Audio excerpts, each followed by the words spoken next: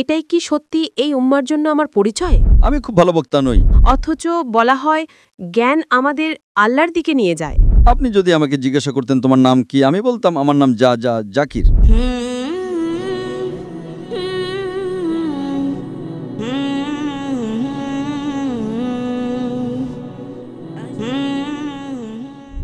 আসসালামু আলাইকুম। আমার নাম আরিয়া। আমি একজন শিক্ষিকা। সমতার ধারণা মানে সম অধিকার বা ন্যায়বিচার নয়। প্রত্যেকেই ভিন্ন এবং উম্মাহকে কার্যকর করার জন্য তাদের ভিন্ন ভিন্ন ভূমিকা রয়েছে। কিন্তু এই বিষয়টি কি জ্ঞানের ক্ষেত্রেও প্রযোজ্য? যেমন আমি আগে ইংরেজি সাহিত্যে ছাত্রী ছিলাম, কিন্তু আমি যখন এই বিষয়ে বিশেষজ্ঞ হব তখন উম্মার জন্য কিভাবে কাজ করতে পারবো তার কোনো যোগসূত্র খুঁজে পাই না। অথচ বলা হয় জ্ঞান আমাদের আল্লাহর দিকে নিয়ে যায়। তাহলে আমাদের বিশেষত্ব বা আমাদের সিবগা বের করার সেরা উপায় কি, যাতে এই উম্মা তার সর্বোচ্চ কাজ করতে পারে যখন আমরা ব্যক্তিগত পর্যায়ে আমাদের সেরাটা দিই? ধন্যবাদ।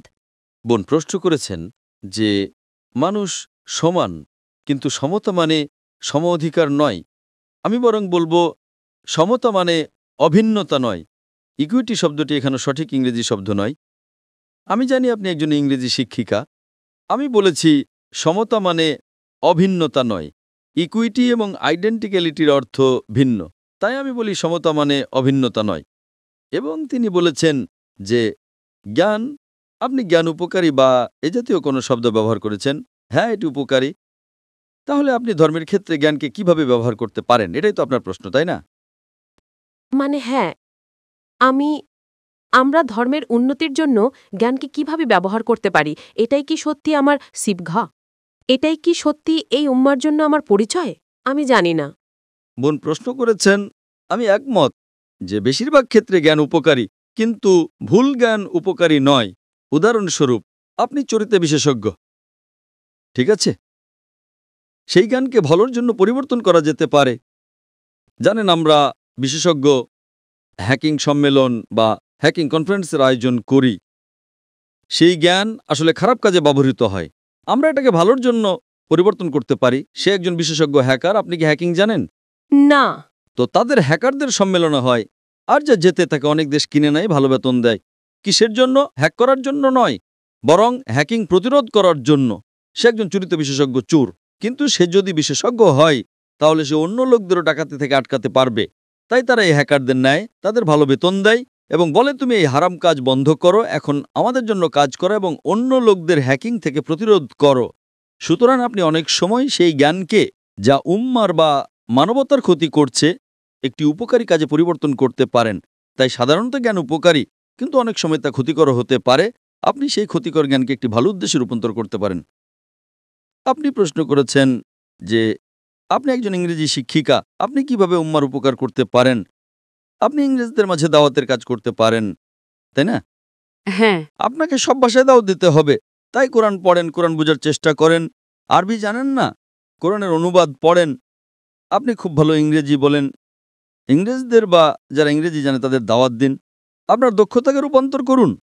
আল্লাহ যদি আপনাকে কোনো ক্ষমতা দিয়ে থাকেন, আমার যদি পটভূমি জানেন, আমি খুব ভালো বক্তা নই, আমি তোতলাতাম।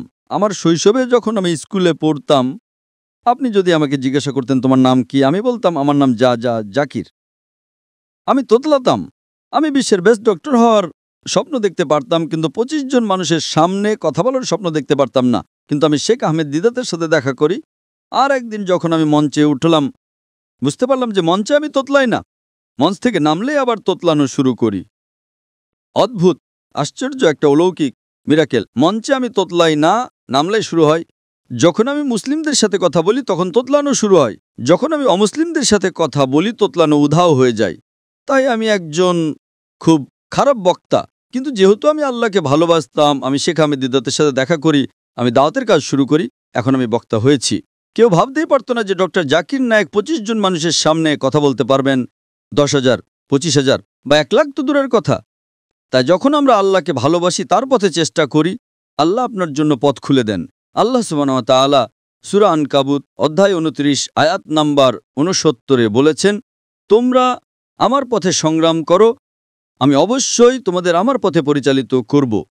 আল্লাহ সুবহানাহু ওয়া তাআলা প্রত্যেক মানুষকে কোনো না কোনো ক্ষমতা দিয়েছেন। এটা আপনার উপর নির্ভর করে আপনি সেটা ভালো কাজে ব্যবহার করবেন না খারাপ কাজে। কিছু লোক খারাপ কাজে ব্যবহার করে, চুরি করতে চায়, ডাকাতি করতে চায়। আল্লাহ আপনাকে বুদ্ধি দিয়েছেন, তা দাওয়াতের কাজে ব্যবহার করুন। কিছু লোক ভুল কাজে ব্যবহার করে। তাই যদি আল্লাহ আপনাকে কোনো হুনার বা ক্ষমতা দিয়ে থাকেন, তাহলে সেই ক্ষমতা আপনাকে আল্লাহর পথে ব্যবহার করতে হবে। তাহলে আপনি এই দুনিয়ায় এবং আখিরাতে উভয় জগতেই উপকৃত হবেন। যদি এটা ব্যবহার করেন তাহলে খেয়াল রাখবেন আপনি কোরআন পড়েন, শরিয়া স্টাডি করেন এবং দেখেন কোথায় আপনি আপনার ক্ষমতা ব্যবহার করতে পারেন, যা হয় ফরজ বা মুস্তাহাব হবে। তাই যদি বলেন যে আপনি ইংরেজি ভাষায় পারদর্শী, আমি বলবো আপনি মহিলাদের মাঝে একজন খুব ভালো দায়ী হতে পারেন। ঠিক আছে, ইংরেজি পড়ানো চালিয়ে যান। ইংরেজি পড়ানো হারাম নয়, এটা একটা ভাষা। যেমনটা আল্লাহ বলেছেন তিনি বিভিন্ন ভাষা তৈরি করেছেন, এটা ভালো। এমনকি আমি আমার ছেলেকে বলেছি, ঠিক আছে, দুটো ভাষা, আরবি যেটা কোরআনের ভাষা এবং ইংরেজি যেটা আন্তর্জাতিক ভাষা, তারপর স্থানীয় ভাষা, এটা ভালো আন্তর্জাতিক ভাষা। তাই আপনি বোঝানোর জন্য আপনার ক্ষমতা ব্যবহার করতে পারেন এবং যদি আপনার ইংরেজি ভালো হয় হয়তো মানুষ প্রভাবিত হবে, বলবে ও খুব ভালো ইংরেজি। সুতরাং তবে যুক্তি, প্রজ্ঞা এবং হিকমতের সাথে, এবং ইনশাআল্লাহ তাই আল্লাহ যে ক্ষমতা আপনাকে দিয়েছেন তা ব্যবহার করতে হবে যাতে আপনি এই দুনিয়া এবং আখিরাতে উভয় জগতে উপকৃত হন। আশা করি উত্তরটা পেয়েছেন। ধন্যবাদ স্যার।